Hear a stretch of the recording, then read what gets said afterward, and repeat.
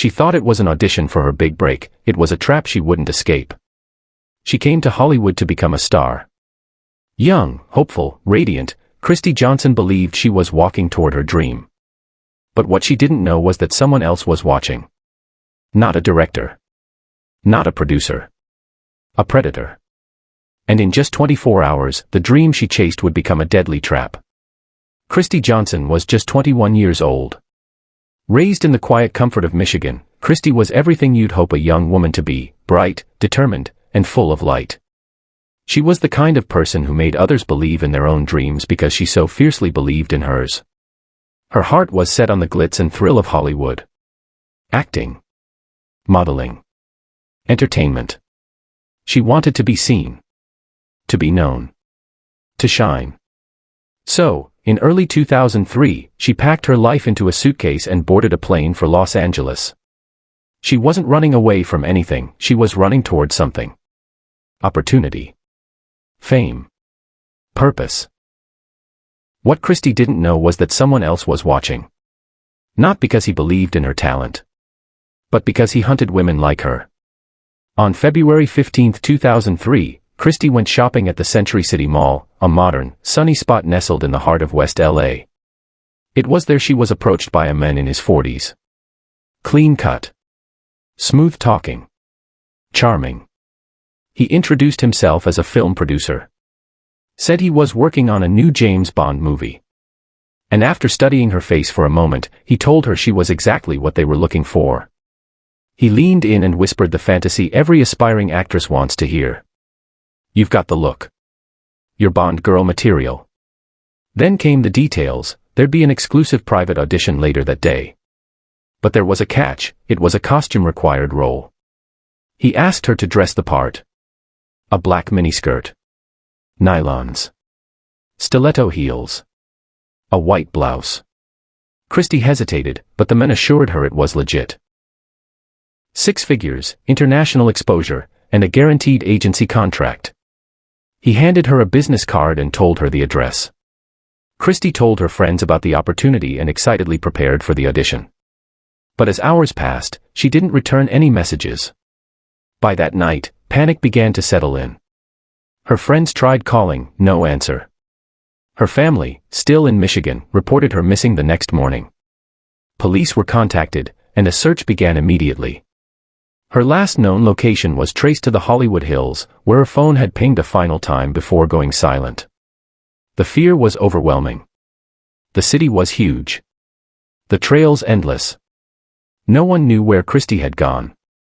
Days passed without answers. But then, something changed. A woman named Susan Murphy came forward. She had heard the news coverage and saw Kristi's photo. It made her skin crawl. Susan said she had been approached by the same man just days earlier, same mall, same Bond girl story, same outfit instructions. But Susan had a gut feeling something was off. She agreed to the audition, but as she got closer to the meeting point, she felt unsafe. She bailed and never went. Her tip was gold. With her description, a composite sketch was made, and quickly recognized by law enforcement. The man behind the lie was Victor Paleologus. Victor Paleologus had a dark past. He was a convicted sex offender, recently released on parole. In the 1980s, he had been arrested and charged for a violent sexual assault, similar in nature to what Susan had described. Authorities discovered that after his release, he began using fake identities and posing as a casting director, producer, or photographer to lure women in. He knew exactly what to say. He targeted young, hopeful women with no connections, those who wouldn't be missed quickly. And worst of all, Kristi wasn't his first. In the following weeks, 13 more women came forward, each one with similar stories. All had been promised acting roles, all had been asked to wear revealing outfits, and many had been taken to isolated locations. Some escaped. Kristi didn't. 2 weeks after her disappearance, search teams combing the Hollywood Hills made a devastating discovery. Kristi's body was found. She had been strangled and dumped near a ravine. The dreams that brought her to Hollywood ended there, in the silence of the hills, beneath the shadow of the city lights she once admired. Her family flew in from Michigan to identify her remains. The pain was indescribable. A daughter with everything ahead of her, gone, just like that. Once confronted with the sketch and mounting witness testimonies, Victor Paleologus was arrested. At first, he denied everything. But the evidence was overwhelming, especially the testimony of Susan Murphy and the other women who had managed to escape his trap. To avoid the death penalty, Paleologus accepted a plea deal.